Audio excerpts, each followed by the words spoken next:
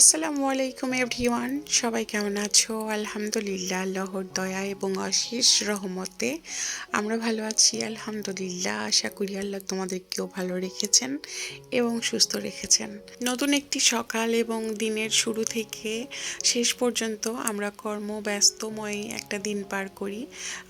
এটা কিন্তু সবার জীবনে, কারো জীবন একদম শুয়ে শুয়ে সুন্দর মতো কেটে যাচ্ছে তা কিন্তু না। আসলে শুয়ে থাকাটাও, যার জীবন কাটছে সে জানে যে তার জন্য শুয়ে থাকাটাই কাজ। তবে যাই হোক, আসলে আমাদের তো আর শুয়ে থাকার কোনো ওয়ে নাই, যেহেতু as a mother, as a housewife অনেক কাজকর্ম প্লাস অনেক দায়িত্ব নিয়ে অ্যাকচুয়ালি সংসারটা পরিচালনা করতে হয়। তো যাই হোক, যেহেতু আমার মা নেই আর তারপরে এদিকে আমার হেল্পিং হ্যান্ডও চলে গিয়েছে ছুটিতে, আমি বলেছিলাম না যে আমার যখন খুব বিপদ হবে তখন আমার কাজের আপাটা কেন জানি আমার পাশে থাকে না। তো যাই হোক, একা একাই আসলে আমার কর্মব্যস্তময় একটা দিন শুরু হলো। তো আজকের ব্লগটা যারা দেখা শুরু করেছে অবশ্যই শেষ পর্যন্ত দেখো। ভিডিওর যে কোনো একটা পার্ট যদি ভালো লেগে যায়, যারা নতুন আপু বা ভাইয়া, অবশ্যই চ্যানেলটা সাবস্ক্রাইব করে আমার সাথেই থেকো এবং ভিডিও সম্পর্কে মতামতটা জানিও।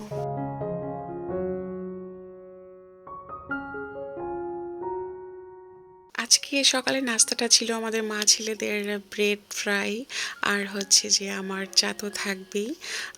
আসলে দেখো, আমরা মানুষ যত সহজে আসলে স্বপ্ন দেখি জীবন নিয়ে, তত সহজে আমাদের স্বপ্নগুলো পূরণ হয় না। জীবন নিয়ে তো স্বপ্ন দেখা অনেক সহজ, কিন্তু স্বপ্নের মতো জীবনটাকে আসলে সাজানো অনেক অনেক অনেক কঠিন। এর জন্য আমার মাঝে মধ্যে মনে হয় যে স্বপ্নই সুন্দর বাস্তবতার চেয়ে।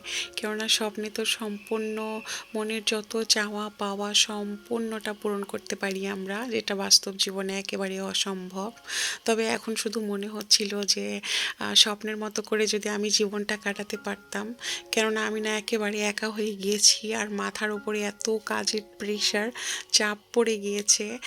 তো সেইখান থেকে না খুব মনে হচ্ছিল যে একটু চাপে আছি। দ্যাটস ওয়াই মনে হচ্ছিল যে স্বপ্নের মতো করে যদি আমি সব কিছু নিয়ন্ত্রণ করতে পারতাম আমার নিজের মতো করে, তাহলে কত না ভালো হতো।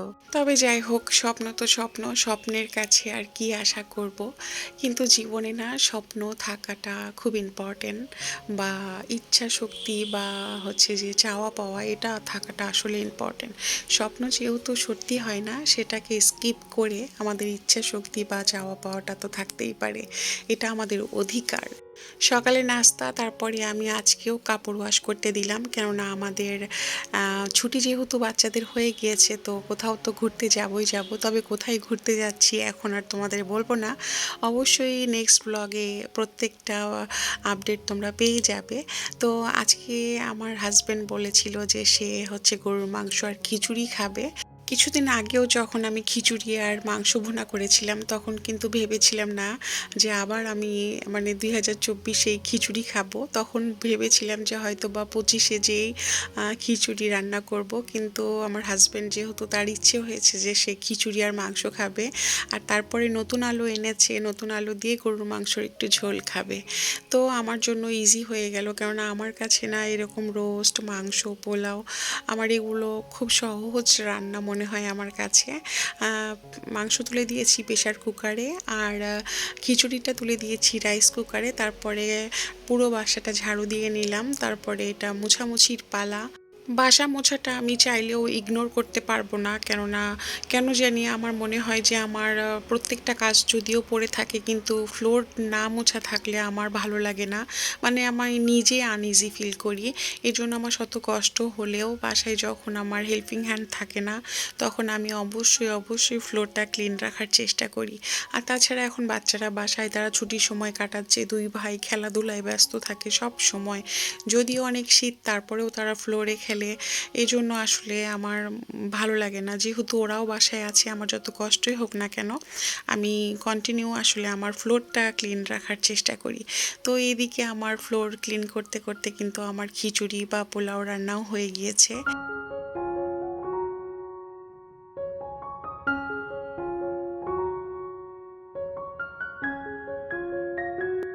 আলহামদুলিল্লাহ যে বরকে আসলে খিচুড়ি আর মাংস রান্না করে শান্তিমতো খাবার খাওয়ায়ে তারপরে আমি ঘুরতে যেতে পারবো। আর এই জন্যে আসলে ভেবেছিলাম যে ও যেহেতু চেয়েছে আর আমার জন্য খুব ইজি, এর জন্য আজকে দুপুরের রান্নাই ছিল আমাদের সবার পছন্দের মাংস ও খিচুড়ি ভুনা।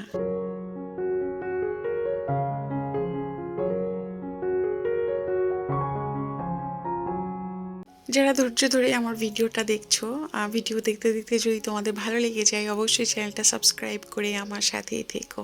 তো আজকের এই লোভনীয় দুপুরের রান্নাটা কিন্তু অনেক মজা ছিল এবং সুস্বাদু লোভনীয়, মাশাল্লাহ আলহামদুলিল্লাহ। তোমাদের কার কার এরকম মাংস বা খিচুড়ি পছন্দের খাবার তালিকায় থাকে অবশ্যই তোমরা কমেন্টে জানাতে পারো।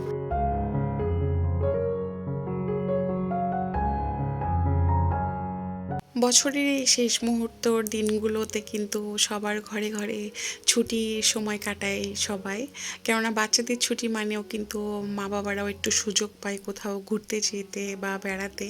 তো সেইখানে আমারটাও কিছু ভিন্ন না, আসলে মা চলে গেল তারপরে আবার কাজের ব্যাপারটা নেই। তো আমার প্ল্যানটা ছিল যে নিউ ইয়ারের আগে আগে কোথাও যাব, বাট ভাবলাম যে না, যেহেতু কেউ নেই আমি এই সুযোগটাতে ঘুরে আসি। এই জন্য আসলে আমাদের ঘুরতে যাওয়ার প্ল্যান। আর বাচ্চাদের নিয়ে এই রকম শীতকালে যখন তুমি কোথাও বেড়াতে যাওয়ার প্ল্যান করো, তো সেইখানে না একদিনের গুছানো বা একটা ট্যুরে যাওয়ার আগে কিন্তু অনেক ধরনের আম, প্রস্তুতির বিষয় থাকে, সেগুলো কিন্তু 2 দিন তো সময় লেগেই যায়। আর আমার তো প্যাকিংয়ের ক্ষেত্রে আমি 2 দিন আগে থেকেই শুরু করি, কেননা কখন কি মনে পড়ে বা কোনটা ভুলে যাচ্ছি কি না। আর শীতের দিনে তো কাপড়ের এই ঝামেলাটা একটু বেশি হয়ে যায়। গরমকালে একরকম তোমার লাগেজ প্যাকিং, আর শীতকালে কিন্তু আরেক রকম। সো এটাও একটা মাথায় রাখতে হয়। এই জন্য আমার হাতে আমি যতই ব্যস্ত থাকি না কেন, যেহেতু প্ল্যান হয়ে গিয়েছে যে আমরা ঘুরতে যাব, তো সেক্ষেত্রে আসছে না যে আমি আমার টাইম বা হচ্ছে যে আগে থেকে চিন্তা ভাবনা করে রাখছি যে কখন কি করব না করব। তো ভিডিওর এই পার্টটা আসলে না বললেই চলে না। আমার বাচ্চাদের যে কি হয়েছে, তারা যে এত মনে করো এই অল টাইম ঘি টোস্টটা পছন্দ করেছে। আমি 2 দিন আগেও কিন্তু এটা 2 প্যাকেট আনালাম, ওই 2টাও শেষ হয়ে গিয়েছে, আবার 2টা এনেছে। তো ভাবলাম যে আপাতত ভরে রাখি, কেননা আমাদের ঘুরতে যেতে যেহেতু এখনও 2-1 দিন দেরি আছে, তো এটা তো তারা শেষ করে ফেলবে। তো বিস্কুটটা ঢালার আগেই 2 ভাইয়ের আবদার যে আম্মু আমাকে ব্রেড দাও, আমাকে ব্রেড দাও।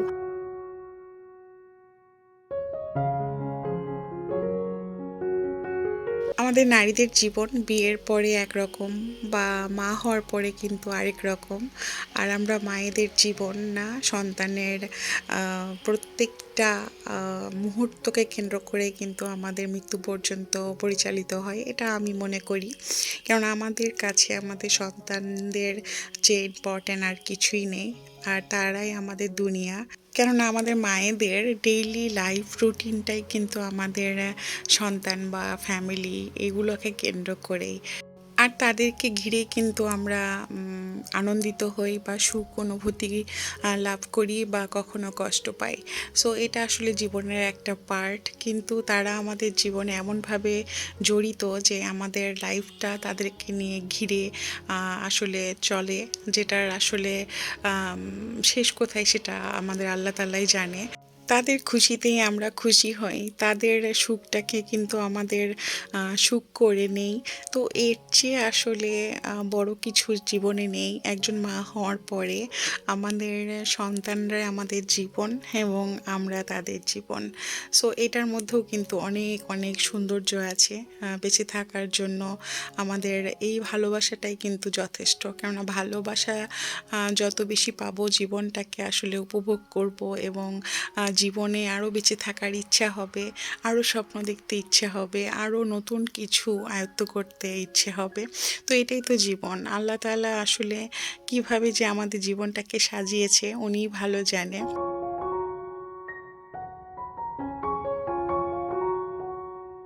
তো রাতের বেলা আমি আমার লাগেজ প্যাক করছিলাম। ওই যে বললাম যে ২ দিন আগে থেকে আমি আমার লাগেজ প্যাক শুরু করি।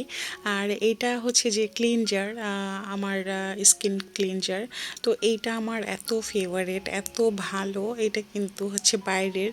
আর এটা আমার মুখে অনেক অ্যালার্জির সমস্যা হতো। ডক্টরে সাজেস্ট করা। তো এটা আমার কাছে বেস্ট মনে হয়। আর এটা বাচ্চাদের জন্য জনসন ক্রিমও শেষ হয়ে গিয়েছিল, নিয়ে আসছে। তো সেটাও আমি লাগেজের মধ্যে নিয়ে নিচ্ছি যাতে ভুলে না যাই। আর আমার লাগেজটা তো একদম শীতের পোশাকে একদম ভরে গিয়েছে। আমি বুঝতেছিলাম না যে আরও কত কিছু বাকি আছে, সেগুলো আমি কোথায় রাখবো। আর বাকি যে ১ প্যাকেট টোস্ট ছিল সেটাও রাখলাম, যে যদি পারি সেটাও নিয়ে যাব। তারপর দিন সকালে আসলে আমি ১ কাপ চা খেয়ে নিলাম। ওই যে বললাম আমার প্রতিটা দিন এখন খুব খুব ব্যস্ততায় কাটছে। আর আজকে স্পেশাল ডে ছিল আমার বড় ছেলের জন্য, কেননা তাদের স্পোর্টস ডে ছিল। তো সেখানে যেতে হবে। আর যেহেতু বাসায় কেউ নেই, আজান বাবাকেও নিয়ে যেতে হবে।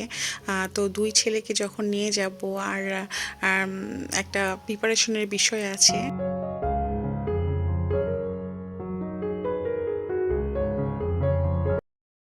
الذين هم يراءون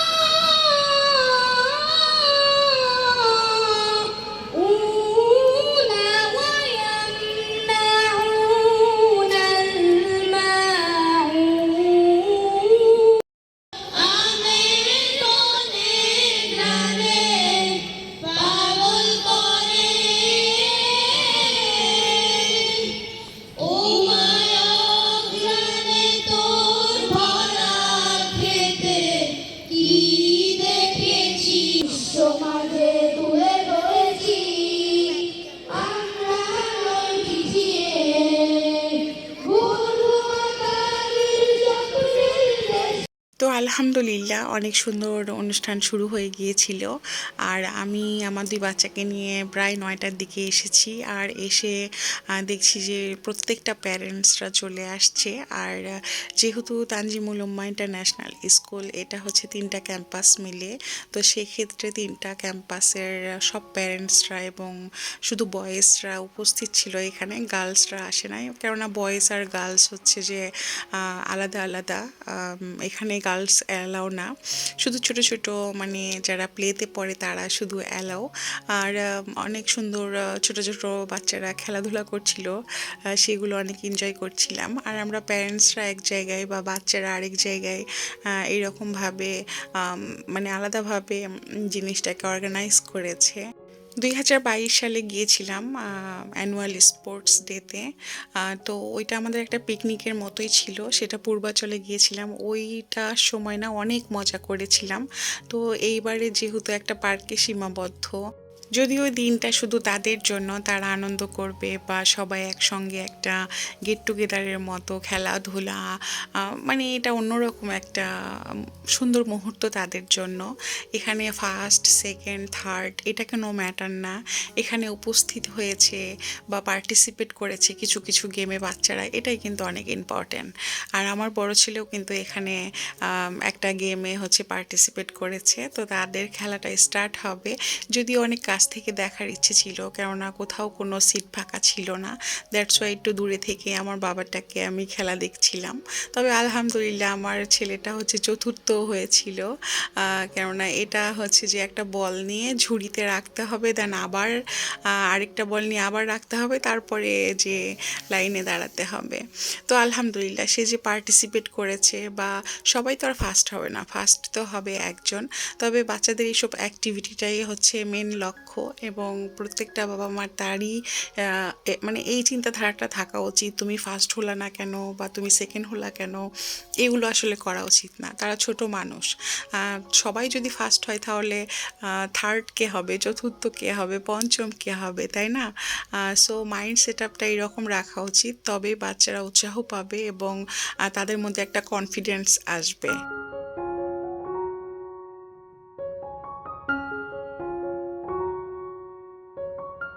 তারা তো অনেক সুন্দর একটা সময় কাটাতে পেরেছে এবং আমি চেয়েছিলাম যে আমার বাচ্চার এই মুহূর্তটাকে সে যেন অনেক ভালোভাবে এনজয় করতে পারে।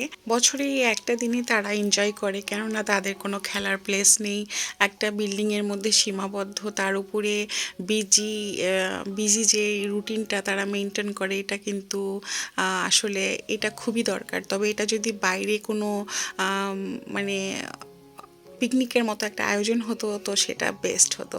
তো টিফিন টাইম চলে আসছিল আর টিফিনে দিয়েছিল একটা করে বার্গার, আর টিফিনটা সবার জন্যই ছিল, প্যারেন্টস বা স্টুডেন্ট সবার জন্য। আলহামদুলিল্লাহ অনেক সুন্দর একটা দিন কেটেছে। তো তারপরে বড়দের খেলা বা অন্যরা অনেক খেলেছে, অনেক সময় পার করার পরে টিচাররা খেলাধুলা করবে বা যে মিসরা আছে যারা তাদেরও একটা খেলাধুলার অপশন ছিল। স্টুডেন্ট, টিচার, প্যারেন্টস সবাই অনেক আনন্দ করেছে, অনেক সুন্দর একটা দিন গিয়েছিল। তো যাই হোক, আজকের ব্লগটা কিন্তু এখানেই শেষ। তোমরা ভালো থেকো, আজকের জন্য আল্লাহ হাফেজ।